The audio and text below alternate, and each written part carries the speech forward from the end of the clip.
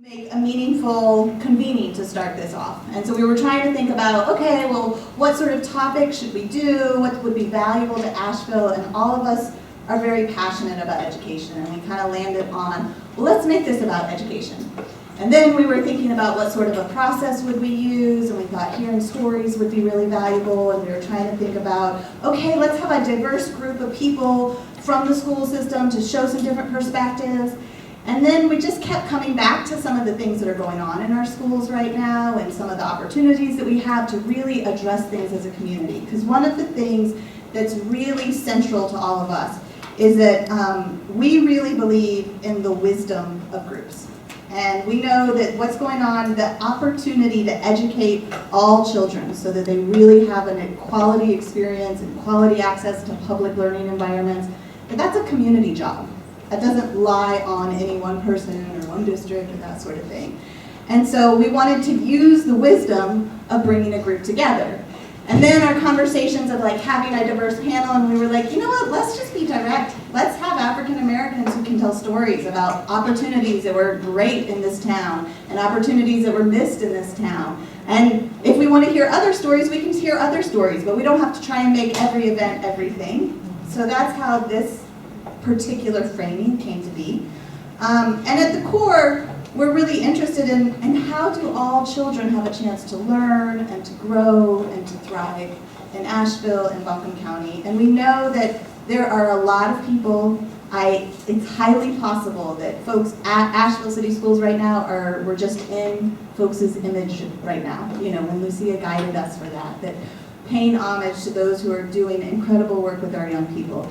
And then we also know that this is a complex situation that we're facing, and complex situations take a lot of minds.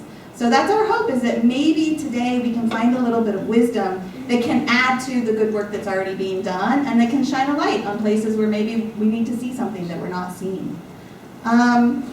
So with that, we've got 4 goals that we wanted to explore today. So one is about learning together. We, as that team of facilitators, are really committed to learning. And again, we believe in this wisdom, and that wisdom only comes out if we're really learning. So it's an opportunity to stretch tonight, to let new thoughts in, to let's see if we can find something that we didn't come in the room with. Maybe we can find something inside of ourselves new. And in service to quality public education for all youth. And that's at the heart of why we're here. The second thing is to discover the wisdom of this room. And there's somebody by the name of Adrienne Marie Brown. Raise your hand if you've heard of Adrienne Marie Brown. Thank you folks have. So Adrienne Marie Brown is a facilitator, a writer. She's an organizational healer and a doula who's really focused on Black liberation and pleasure activism. She's based out of Detroit, Michigan. And her thing is, there is a conversation in the room that only these people at this moment can have. Let's find it. There's a conversation in this room that only us at this moment can find. Let's find it. So let's discover that wisdom that's here. Our third goal is to deepen relationships. We deeply believe in the power of relationships to lead to opportunities and solutions, and so maybe by being in conversation and dialogue around these stories, we'll get to know each other a little better. And then maybe there'll be some new seeds and new possibilities that'll sprout tonight. So we want to grow possibilities for working together to make quality education available for everyone.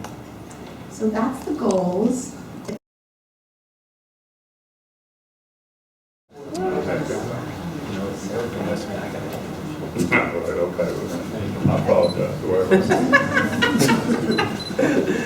So I have the real privilege of introducing Mr. Gene Bell. I have known Gene for, I can't tell you how many years. He has been the director of the Asheville Housing Authority, just recently retired, and you were there for how many years? 25 years. Wow. And also a part of the Asheville City School Board, yes, for how many years? 8 years. 8 years, yes.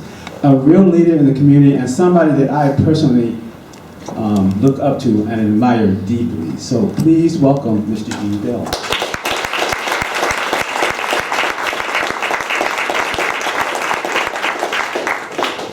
So talk to me just a little bit about the school system and what your experience has been with the Asheville City school system, and anything that you want to share with us about that comes from that.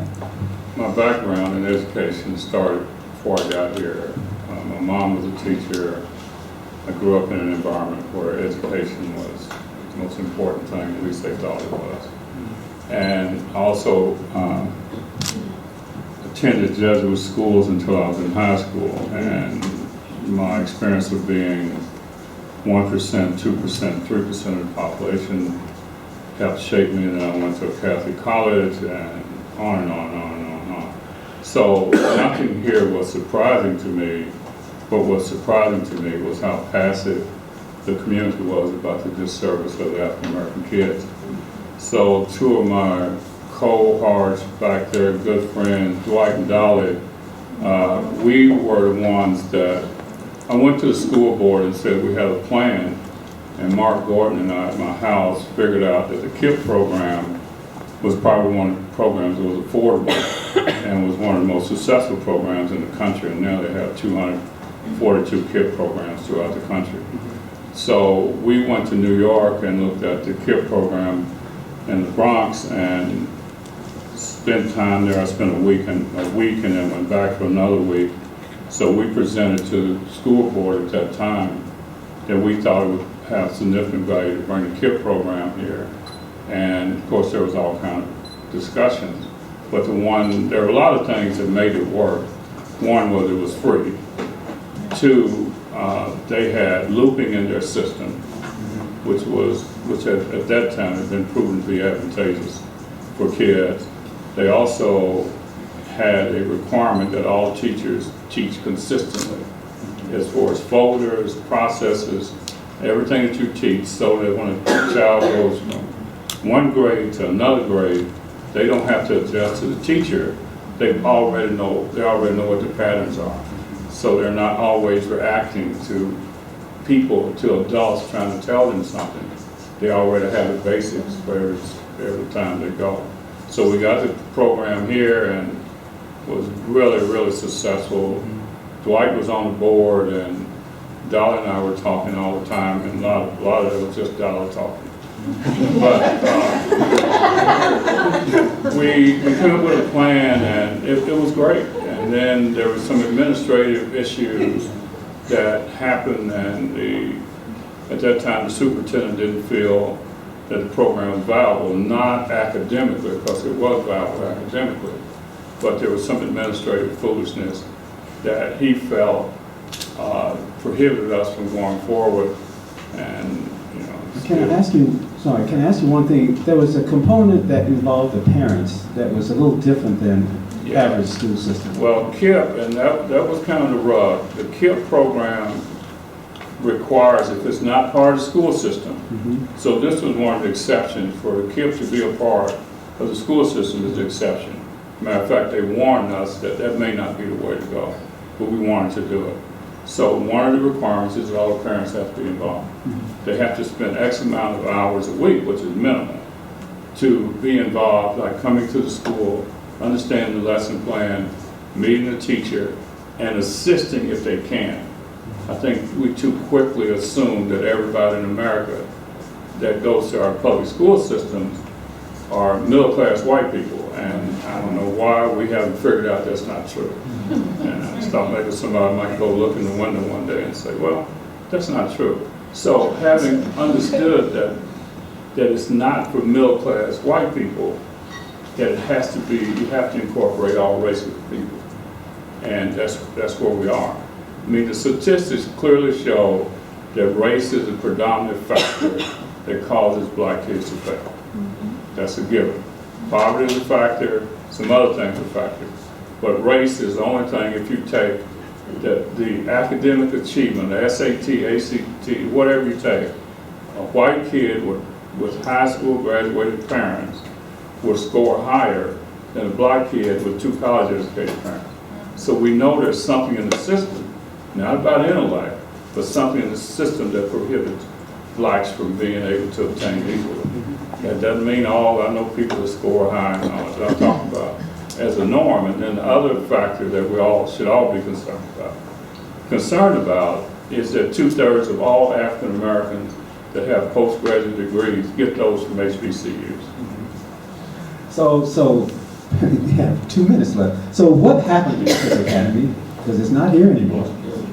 Yeah, I think that the administration at the time, this is the softest way to say it, I think the administration at the time didn't feel that it was worth maintaining KIPP and spending additional money, which was not significant, but additional money, depending on who's operating the process, can be significant. So I just think it was just out of favor because the person didn't want KIPP. The board wanted KIPP, the administration didn't, so the board said get KIPP, and I think that rub started off at the beginning.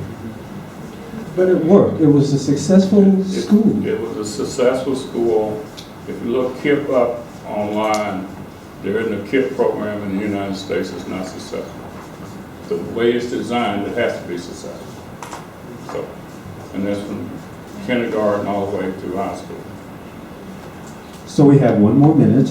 What would you like to say to us, folks in this room, around education and achievement and all of that? What your wisdom?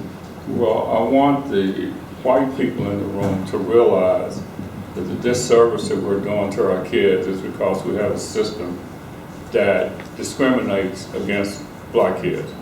That's what I want you to realize. Not only do I want you to realize it, I'd like you to do something about it. I want the black people in the room to understand that that disservice continues to erode our population. And it continues to erode every generation that comes along because we don't have equal access to education. Now, I know the first thing we say, which I get, well, you have a master's degree and blah, blah, blah, blah, blah.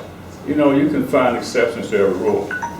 So, you know, my situation is different, yours is different, and let's not take the few that make it, let's look at the raw numbers, and the system doesn't work for black people, and we just need to do something about it.